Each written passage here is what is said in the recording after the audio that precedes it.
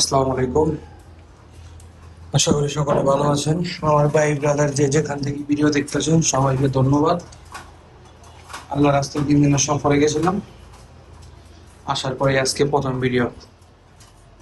এই থরের করে আপডেট আল্লাহর রহমতে।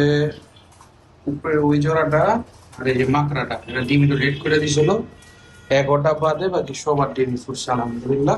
জোড়ায় জোড়ায় বাচ্চা হয়েছে, আল্লাহর কাছে লাখ কোটি শুকুর। আসেন যাই ছাদে, যে এই কি অবস্থা ছাদের। তো অটিজম তো দরকার আজকে, একটু দরকার।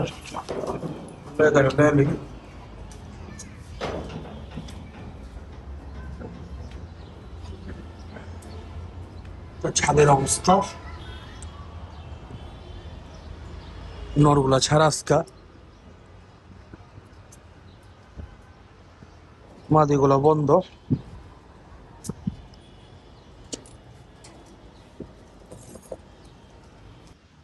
নরগুলা বাড়ি দিলাম, উঠতাছে।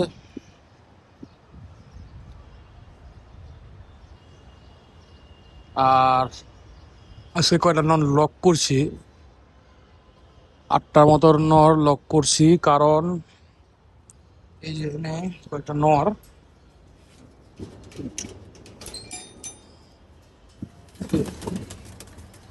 এখানে কয়েকটা নর লক করে দিছি।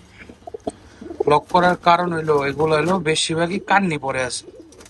এখন মনে করেন সামনে সিজন, রেগুলারে যদি প্রেশার ক্রিয়েট করি, বাই চান্স যদি পাক টাক ফাইট কান্নি পর যদি ফাইটা যায়, পুরো সিজন বরবাদ।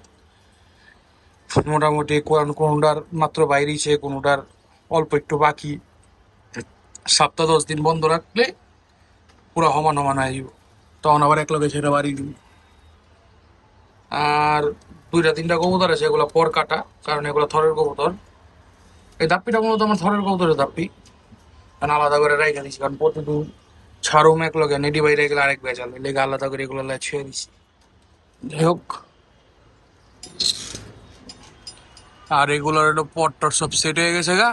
এখন এগুলোর কুত্তার রম বাইরামু, ইচ্ছা মতন খালি প্রতিদিন বাইরামু, ওকে উঠতে হইব। একটা বয়ে পড়ছে ওরা, সব ঠিক আছে, হয়তো শরীরে কোনো ব্যথা ট্যাথা আছে, এর লেগে বয়ে রয়েছে। এগুলার পট্টর সব ঠিক হয়ে গেছে গা। এগুলার এখন খালি বাইরামু, বাইরে খালি আস্তে আস্তে ফ্লাইং বাড়ামু। কারণ ফ্লাইং টাইম বাড়াইতে হইব না আস্তে আস্তে, না বাড়াইলে হইব না। আপনি দোয়া থাকলে ইনশাল্লাহ নভেম্বরের মাঝামাঝিতে পাল্লায় বাইরমু।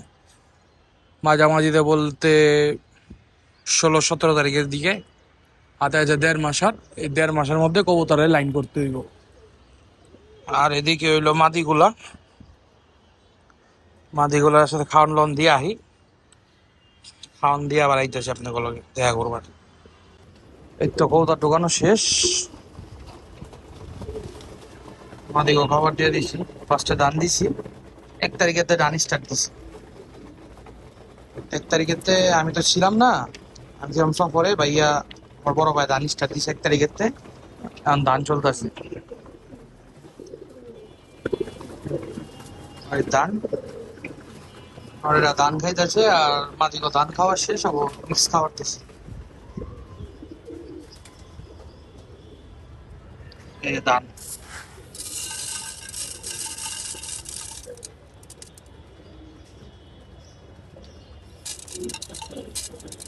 2 ধরনের ধান আছে, ঘি গজ আর গুটি সন্না।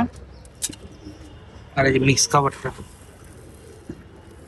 ধান দিতা ছিল আমি আমার নরেগো 2 পট। এই যে এটা 2 পট, 35 নরের লেগা এরকম 2 পট। এই যে এরকম। আর মাদি গতিতে আসি, মাদিও 35টা বাড়েছে, মাদিগো এরকম 2 পট। আর মিক্স খাবার দিতে আসি নরেগো 1 পট, মাদিগো 1 পট, এরকম। তো নরেগো চাহিদা যদি দেখি না একটু দেওয়া যায়, নরেগো আমি আর 1/2 পট ধান বাড়াইলে বাড়াইতে পারি, কিন্তু এটা পরে আগে দেখি কি অবস্থা, খাবার হজম টহজম আমার ব্যাপার স্যাপার থাকে। আর আর হঠাৎ করে যেহেতু ধানটা আবার শুরু করছি 1 বছর পরে, আজকে তো অটোজেন দিব, হজম তন্ত্রটা ঠিক থাকে। কারণ ভাই সকাল সকাল যদি পেটে খাওয়ান রয়ে জায়গা, তে তোর মনে করেন কৌদা ধরলেই মনটা নষ্ট হয়ে যায়, কৌদা উঠবো কি? আপনার আমার পেটের মধ্যে যদি খাবার থাকে, আমরা খাবার খাই লড়াইতে পারবো না, ঠিক কবুতরের ক্ষেত্রে ওদের পেটে যদি খাবার থাকে, দেখবেন ওরা উঠতে পারবো না। হঠাৎ করে দেখবেন 2-3 চক্কর দিয়ে বয়ে গেছে গা। ওই সময় আপনি কইবেন কিরে বয়ে গেল লোকে, এদিকে যাওয়ার পেটে খাবার রয়ে গেছে, এটার কয়জন বুঝে? এরকম অবস্থা দেখবেন কবুতর অনেক সময় প্রেশার ক্রিয়েট করলে যদি উড়ে কষ্ট কষ্ট করে নেই মা, দেখবেন খাওয়ার জারতাছে, খাওয়ার জারতাছে মানে বমি করতেছে। এটা তো ওটা কবুতরের লেগে আরো ক্ষতি। তাই যাই করতে হইব বুঝ টুজ করে করতে হইব। হঠাৎ করে খাবার চেঞ্জ করলে, খাবার চেঞ্জ করার পরে অবশ্যই এমন এই যে এরকম কিছু দিতে হইব। আমি যেমন অটোজেনটা দিব, কবুতরের হজম তন্ত্রটা ঠিক থাকে।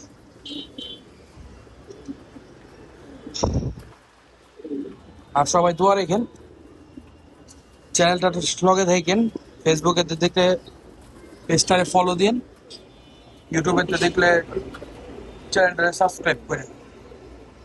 আপনারা লাইক কমেন্ট শেয়ার করেন যদি মনে করেন এগুলো করেন যে মনের মধ্যে একটা উদ্দীপনা জাগেন আপনাদের লগে ভিডিও করুন।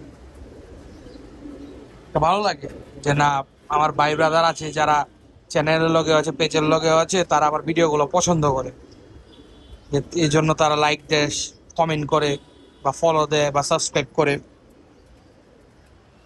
ভিডিও তো আল্লাহর মতো অনেকেই দেখেন, সবাই ধন্যবাদ। প্রবাসী থেকে অনেক ভাইরা দেখে, প্রবাস থেকে অনেক ভাইরা দেখে, তাদেরকেও ধন্যবাদ। সবাই কাছে অনুরোধ রইল, চ্যানেলটা সাবস্ক্রাইব করবেন, পেজটারে ফলো দিবেন। আসসালামু আলাইকুম। 5 ওয়াক্ত নামাজ পড়বেন।